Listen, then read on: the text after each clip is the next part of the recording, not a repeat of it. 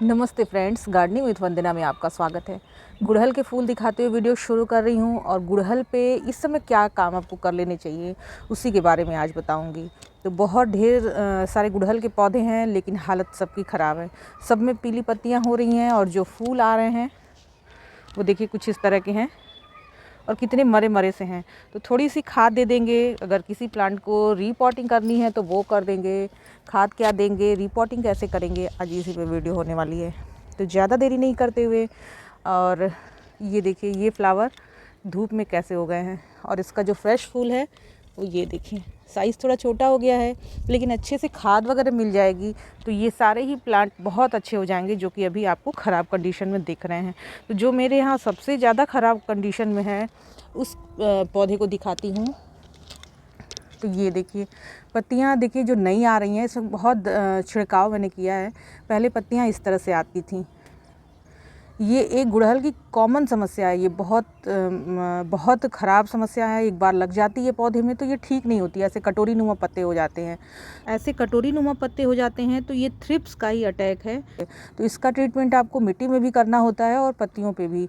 तो आप जितने भी इस तरह के अगर पत्ते हैं वो सारे ही पत्ते आप नोच करके तोड़ करके हटा दीजिए, जिससे कि ये पूरे प्लांट में ना फैले। तो ये बहुत चूँकि अभी दिख गया इसलिए मैंने आपको बताया। अब मिट्टी दिखाती हूँ। मिट्टी भी देखिए पानी दे दे करके खूब नीचे चली गई है। तो आज मैं इसे ही रीपॉट भी करूँगी। और ये जो फरवरी का टाइम होता है इसमें आप अपने जितने भी तरह के पौधे हैं सबको रीपॉट कर सकते हैं। अभी मैं गुड़हल को करके दिखा रही हूँ, लेकिन आप एक्ज़ोरा को और अलमंडा लगा रखा है आपने, उसकी भी प्रूनिंग करिए, रीपॉटिंग करिए। आप जो काम इस समय चाहेंगे वो काम आप इस समय कर सकते हैं अपने प्लांट में। जैसे कि आपको लग रहा है कि किसी की मिट्टी मुझे बदलनी चाहिए तो उसकी मिट्टी बदलना चाह रहे हो तो ये टाइम परफेक्ट होता है, क्योंकि इस समय टेम्परेचर बहुत ही अच्छा होता है पौधों के लिए। और जितने भी सूखे पत्ते होंगे वो गिरेंगे और नए पत्ते जब आएंगे और हल्की प्रूनिंग हुई रहेगी तो नए पत्ते भी आएंगे, नए फूल भी खिलेंगे। और अगर आपने मिट्टी भी नई कर दी तो ये प्लांट एकदम चल पड़ेंगे। तो ये देखिए मिट्टी कितनी ख़राब सी हुई है, पूरी घास उगाई है और क्लीनिंग अच्छे से हो जाएगी इसकी, प्लांट अच्छा हो जाएगा। और इसका इलाज भी बताऊंगी। ये जो सिकुड़ते हैं पत्ते या पेस्ट अटैक लग जाते हैं। रीपॉट आपको उसी प्लांट को करना है जिस प्लांट को अपने एक आध सालों में आपने रीपॉट नहीं किया है। अगर हर साल आप रीपॉट कर देते हैं तो इनकी जो जड़ें हैं आप ऐसे हल्का सा लिटा लेंगे और पूरा जो ये इनका क्राउन है ये पकड़ के ऐसे खींचेंगे तो अगर ये रूट बाउंड है तब तो ये आसानी से निकल आएगा। और बहुत ज़्यादा इसको निकालने से पहले पानी मत दीजिए, जिससे कि जो इसकी मिट्टी है वो थोड़ी सूखी हो जाए, तब ये आसानी से निकल आते हैं। तो ये देखिए कितनी तेज़ी से ये रूट बाउंड हुआ है।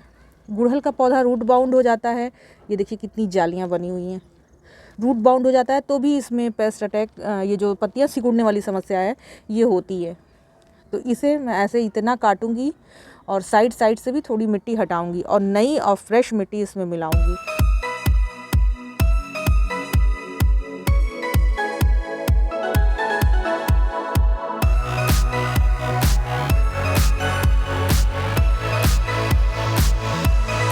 तो जब भी आप रीपॉट करें तो अच्छे से खाद दे दें, ताकि आपको 3-4 महीने इसमें, अगर नहीं भी खाद कोई देते हैं तो ये चलेंगी। और ये इस तरह से मैंने देखिए जड़ें निकाल ली हुई हैं, बहुत छोटी छोटी जड़ें हैं।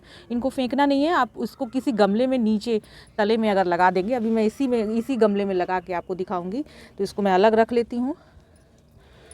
और ये जो मिट्टी निकली हुई है इसी में मैं और गोबर की खाद लगाऊंगी और इसे सीधा करके देखते हैं कि और कहाँ कहाँ हम इसे निकाल सकते हैं। तो जो भी पौधे ऐसे हैं जिनको कि आपने कई सालों से रीपॉट नहीं किया हुआ है और फ्लावरिंग भी अच्छे से वो नहीं कर रहे हैं, तो ये काम कर देने से फ्लावरिंग भी अच्छी होगी, इनकी ग्रोथ भी अच्छी होगी।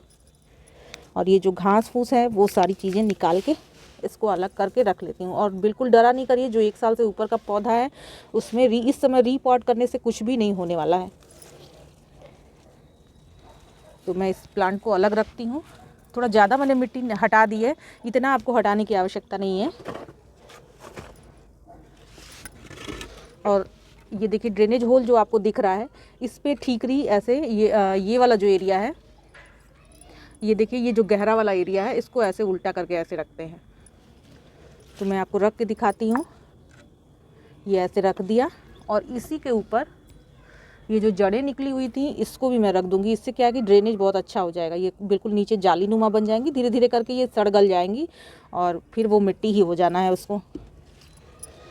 तो और ये वाली जो मिट्टी निकली है इसमें गोबर की खाद मैं मिलाने वाली हूँ, और आप चाहें तो वर्मी कंपोस्ट भी मिला सकते हैं। तो कोई भी चीज़ फेंकनी नहीं है, सब गार्डन में यूज हो जाएंगी और ये सारी चीज़ें खाद बन जाएंगी।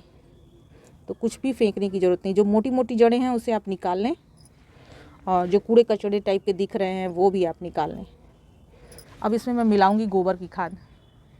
तो ये देखिए, ये है गोबर की खाद, बिल्कुल हल्की सी और एकदम भुरभुरी सी। अब इसे मैं मिला लूँगी इसी में, और अब हम इसमें मिट्टी भरेंगे गमले में।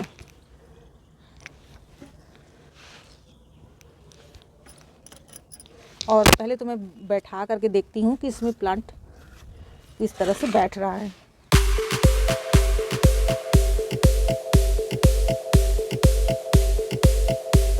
ये देखिए, ये ऐसे बिठा के देख लिया है। अब मैं इसमें मिट्टी भर रही हूँ साइड से। ये देखिए, और वही मिट्टी है जो कि इसमें यूज हुई थी, और थोड़ी उसमें गोबर की खाद, लगभग 250 ग्राम के करीब में मैंने गोबर की खाद इसमें मिलाई है। अच्छे से दबा दबा के इसको भर लेना है। गोबर की खाद हल्की होती है, ये ऐसे। अब मैं इसमें कुछ खाद डालने वाली हूँ, वो आपको दिखाती हूँ। अब ये देखिए, ये है बोन मील। बोन मील भी इसमें बहुत ही अच्छा फॉस्फोरस का काम करता है, और बड़ा ही अच्छा कैल्शियम भी मिलता है, फॉस्फोरस भी मिलता है। इसको देना चाहिए। अगर आपको कोई दिक्कत है ये हड्डी का चूरा देने से, तो इसके अलावा आप प्रोम फर्टिलाइज़र भी यूज कर सकते हैं, वो भी अच्छा रहेगा। तो एक बार जब भी आप रिपोर्टिंग करें तो कुछ इस तरह का फॉस्फोरस वाली चीज़ें ज़रूर देनी चाहिए, जिससे कि जड़ों का विकास बहुत अच्छे से हो। और ये जो मैंने लिया हुआ है, ये लगभग 1 चम्मच के करीब मैं इसमें डालूँगी। ये है पोटाश, ये ऑर्गेनिक पोटाश है, आजकल खूब मिलता है। तो इससे फ्लावरिंग भी इंक्रीज होगी, और जो भी इनको ठंड की वजह से जो स्ट्रेस आया है वो सारी चीज़ें पोटाश देने से दूर होती हैं। और ये दे रही हूँ मैं 1 मुट्ठी के करीब में है ये सीवीड। सीवीड का लिक्विड भी आप दे सकते हैं, सागरिका दे सकते हैं या बायोवीटा दे सकते हैं, लेकिन ये मेरे पास ग्रेन्यूल में है, तो पूरी 1 मुट्ठी भर करके मैं दे दूँगी। और ये 1 से 1.5 महीने तक, इसके बाद आपको कुछ और इस तरह का देने की ज़रूरत नहीं पड़ेगी। अब इस समय मेरे पास एप्सम सॉल्ट नहीं है, तो वो भी अगर रहता तो 1 चम्मच इसमें वो भी जाता, और 1 मुट्ठी नीम खली।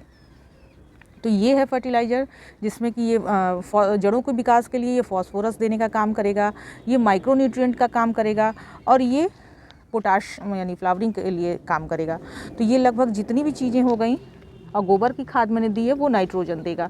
तो आपने देखा कि जितनी भी इनमें एनपीके की यानी नाइट्रोजन, फॉस्फोरस और पोटेशियम भी मिल गया, और ये जो सीवीड हमने दिया वो इसे माइक्रो न्यूट्रिएंट भी देगा। तो लगभग सारी चीज़ें हमने दे दी, और काफ़ी हद तक ऑर्गेनिक तरीके से। बहुत ज़्यादा हार्ड इसमें जो गुड़हल के पौधे हैं इसमें कोई हार्ड वाली चीज़ नहीं देनी चाहिए। आप चाहें तो एनपीके दे सकते हैं, लेकिन यह है कि मैं ज़्यादा इसमें एनपीके नहीं देना चाहती हूँ, और ये निकली ही अगर ये उगाया जाए तो ज़्यादा अच्छा रहता है। अब इसके ऊपर से मैं थोड़ी इसमें और मिट्टी डाल देती हूँ, और एप्सम सॉल्ट आप 1 चम्मच ज़रूर डाला करें। अभी मेरे पास नहीं है, देखा है आपने, नहीं डाल रही हूँ, लेकिन यह है कि डाल दूँगी 1-2 दिन में इसे मंगा के। तो 1-1 चम्मच आप इस समय अपने सभी प्लांट में एप्सम सॉल्ट भी दे दिया करिए। ये नहीं देखना है कि कौन से में देना है, कौन से में नहीं, लगभग सब में एक बार आप दे दें इस फरवरी के महीने में। जितनी ज़्यादा अच्छे से आप इस समय फर्टिलाइज कर देंगे, प्लांट उतने ही अच्छे चलेंगे। अब इसकी हल्की हल्की प्रूनिंग भी करने की ज़रूरत है।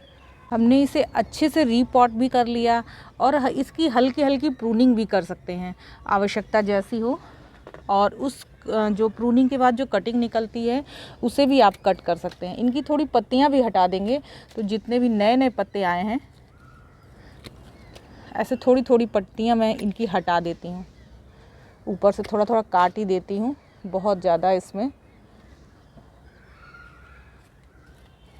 और एक आध जो पत्तियां देखिए ये ख़राब हो रही हैं, इन सबको भी मैं हटा दूँगी, और जो भी नई लीव्स आएंगी वो अच्छी आएंगी। अब बात करते हैं इसमें जो पत्तियां सिकुड़ रही हैं, ये आप देखेंगे बिल्कुल ये ब्रांचेज बढ़ नहीं रही हैं। छोटी सी ब्रांच है, देखिए छोटी सी ब्रांच है, ये बढ़ नहीं रही है बिल्कुल। तो इसे मैं सब जो भी पत्तियां ऐसे ख़राब हैं सब हटा देती हूँ। और अब मैं इसमें देने वाली हूँ ये एक्जोडस। इसका फोलियर स्प्रे इस पे कर देते हैं, थोड़ी सी मिट्टी में भी दे देते हैं ताकि मिट्टी में भी कोई बैक्टीरिया हो इस तरह का जिससे कि इसमें रोग लग रहे हों। और पानी आप संभाल करके दें। पानी, इसको मॉइस्चर पसंद है हल्का हल्का, लेकिन इतना बार बार पानी और गीलापन रहने से भी ये जो पत्तियां सिकुड़ती हैं ना, ये रोग आते हैं।